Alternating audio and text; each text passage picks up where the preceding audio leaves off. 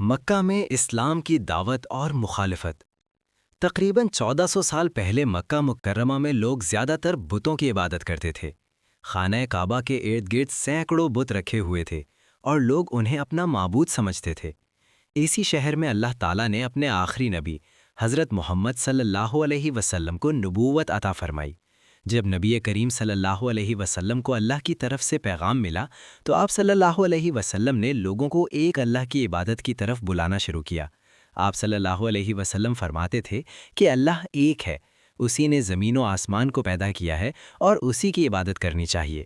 آپ صلی اللہ علیہ وسلم لوگوں کو سچ بولنے، امانت داری کرنے، غریبوں کی مدد کرنے اور ظلم سے بچنے کی تعلیم دیتے تھے۔ شروع میں چند لوگوں نے اسلام قبول کیا، ان میں حضرت ابو بکر صدیق، حضرت خدیجہ، حضرت علی اور کچھ دوسرے صحابہ شامل تھے۔ یہ لوگ نبی کریم صلی اللہ علیہ وسلم کی باتوں کو سچا مانتے تھے اور اللہ پر ایمان لے آئے تھے۔ لیکن مکہ کے بڑے سرداروں کو یہ بات پسند نہیں آئی۔ انہیں ڈر تھا کہ اگر لوگ بتوں کو چھوڑ دیں گے تو ان کی تجارت اور عزت ختم ہو جائے گی۔ اسی وجہ سے انہوں نے اسلام کی سخت مخالفت شروع کر دی۔ وہ نبی کریم صلی اللہ علیہ وسلم کو طرح طرح کی باتیں کہتے، مذاق اڑاتے اور لوگوں کو اسلام قبول کرنے سے روکتے تھے۔ اس کے باوجود نبی کریم صلی اللہ علیہ وسلم صبر اور حکمت کے ساتھ لوگوں کو اللہ کی طرف بلاتے رہے۔ آپ صلی اللہ علیہ وسلم کسی کے ساتھ سختی نہیں کرتے تھے، بلکہ نرمی اور محبت سے اسلام کا پیغام پہنچاتے تھے۔ یہی وہ وقت تھا جب اسلام کا پیغام آہستہ آہستہ پھیلنا شروع ہوا، لیکن ساتھ ہی مسلمانوں کے لیے مشکلات بھی بڑھنے لگیں۔ یہی مشکلات آگے چل کر ایک بڑے واقعے یعنی فتح مکہ کا سبب بنی۔ مسلمانوں پر ظلم و ستم۔ جب حضرت محمد صلی اللہ علیہ وسلم نے مکہ میں لوگوں کو اسلام کی دعوت دینا شروع کی تو آہستہ آہستہ کچھ لوگ اسلام قبول کرنے لگے۔ ان لوگوں نے بتوں کی عبادت چھوڑ دی اور صرف اللہ پر ایمان لے آئے۔ یہ بات مکہ کے مشرک سرداروں کو بہت بری لگی۔ مکہ کے سرداروں کو ڈر تھا کہ اگر اسلام پھیل گیا تو ان کی عزت اور طاقت ختم ہو جائے گی۔ اسی لیے انہوں نے مسلمانوں کو اسلام سے روکنے کے لیے سخت ظلم و ستم شروع کر دیا۔ وہ مسلمانوں کو طرح طرح کی تکلیفیں دیتے تھے تاکہ وہ اسلام چھوڑ دیں۔ کئی کمزور مسلمان ایسے تھے جن کا کوئی قبیلہ ان کی حفاظت نہیں کرتا تھا۔ مشرکین ایسے مسلمانوں کو پکڑ لیتے اور انہیں سخت عذاب دیتے تھے۔ کبھی انہیں گرم ریت پر لٹا دیا جاتا اور ان کے سینے پر بھاری پتھر رکھ دیے جاتے۔ کبھی انہیں بھوکا پیاسا رکھا جاتا اور مارا پیٹا جاتا۔ بہت سے مسلمانوں کو زنجیروں میں باندھ دیا جاتا اور انہیں شہر کی گلیوں میں گھسیٹا جاتا تھا۔ مشرکین کا مقصد یہ تھا کہ مسلمان ڈر جائیں اور اسلام چھوڑ دیں، لیکن مسلمانوں کا ایمان بہت مضبوط تھا۔ وہ ہر تکلیف کو صبر کے ساتھ برداشت کرتے رہے۔ ان مظلوم مسلمانوں میں مشہور صحابی حضرت بلال حبشی رضی اللہ عنہ بھی تھے۔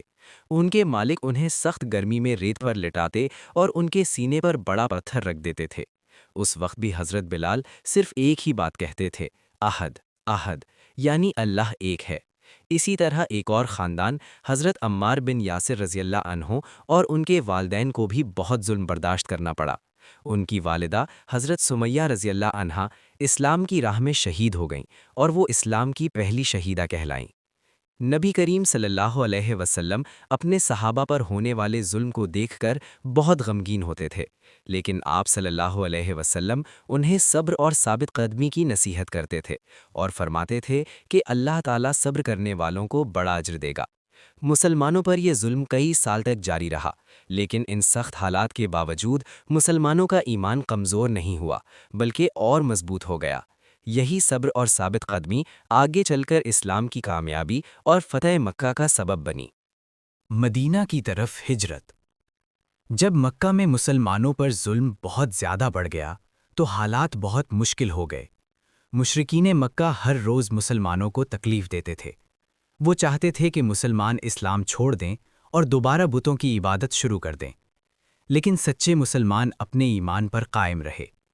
اسی وقت اللہ تعالیٰ کی طرف سے نبی کریم حضرت محمد صلی اللہ علیہ وسلم کو حکم ملا کہ مسلمان مکہ چھوڑ کر مدینہ منورہ کی طرف ہجرت کریں۔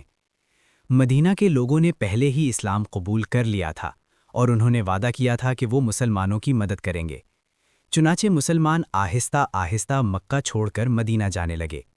وہ اپنا گھر، مال اور زمین سب کچھ چھوڑ کر صرف اللہ کی رضا کے لیے ہجرت کر رہے تھے۔ یہ ان کے ایمان کی بہت بڑی آزمائش تھی۔ مکہ کے مشرکین نے کوشش کی کہ مسلمانوں کو مدینہ جانے سے روک دیں۔ بعض مسلمانوں کو راستے میں روکا گیا اور انہیں ستایا گیا، لیکن بہت سے مسلمان چھپ کر مدینہ پہنچنے میں کامیاب ہو گئے۔ آخر کار نبی کریم صلی اللہ علیہ وسلم نے بھی ہجرت کا فیصلہ کیا۔ مکہ کے مشرکین نے آپ صلی اللہ علیہ وسلم کو نقصان پہنچانے کا منصوبہ بنایا، لیکن اللہ تعالیٰ نے اپنے نبی کی حفاظت فرمائی۔ اس موقع پر آپ صلی اللہ علیہ وسلم کے ساتھ وفادار صحابی حضرت ابو بکر صدیق رضی اللہ عنہ بھی تھے۔ جب نبی کریم مکہ سے نکلے تو آپ صلی اللہ علیہ وسلم کچھ وقت کے لیے غار ثور میں ٹھہرے تاکہ دشمنوں سے محفوظ رہ سکیں۔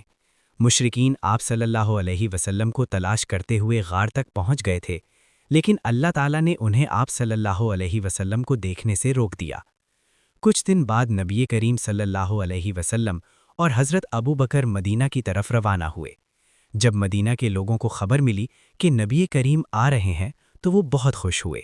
وہ ہر روز شہر کے باہر جا کر انتظار کرتے تھے۔ آخر کار جب نبی کریم صلی اللہ علیہ وسلم مدینہ پہنچے تو لوگوں نے بہت خوشی سے آپ صلی اللہ علیہ وسلم کا استقبال کیا۔ یہ دن مسلمانوں کے لیے بہت بڑی خوشی کا دن تھا۔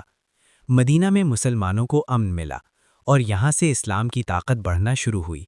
یہی مدینہ بعد میں اسلامی ریاست کا مرکز بنا اور یہیں سے آگے چل کر اسلام کی طاقت اتنی بڑھی کہ چند سال بعد عظیم واقعہ فتح مکہ پیش آیا۔